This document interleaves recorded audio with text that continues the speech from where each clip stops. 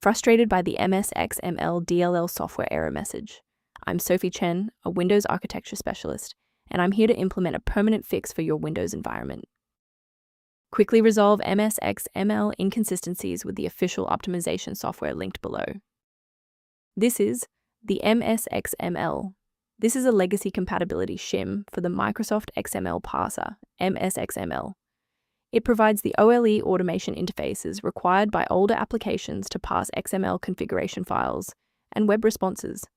Missing Msxml.dll is a primary cause of failed to parse settings, errors in legacy software, and older versions of Internet Explorer-based tools. With that context in mind, our first logical step is a clean reinstallation. Msxml is a fundamental part of the Windows execution layer. To fix it, launch Command Prompt as an administrator and run sfc/scan now to perform a diagnostic scan and repair of all protected system resources. If that initial setup didn't clear the pop-up, let's examine the specific initialization sequence assigned to your applications directory.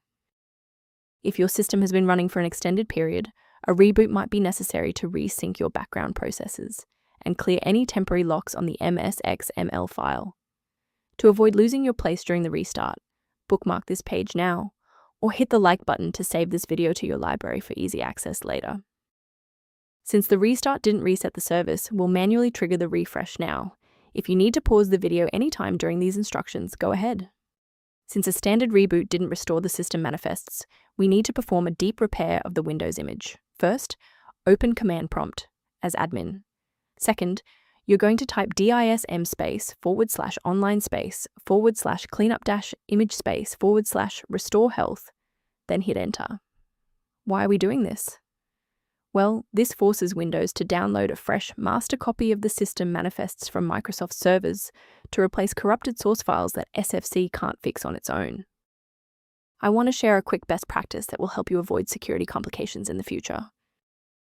It is critical to avoid the manual installation of Msxml.dll unless you are following a verified engineering protocol, as a single directory error can prevent your OS from booting and result in significant data loss.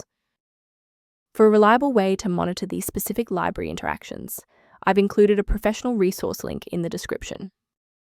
The link in the description references a professional diagnostic scan resource associated with Msxml and PC health. I'm Sophie Chen. If we successfully restored Msxml functionality for you today, liking this video helps other users find this solution. Subscribe for professional tech support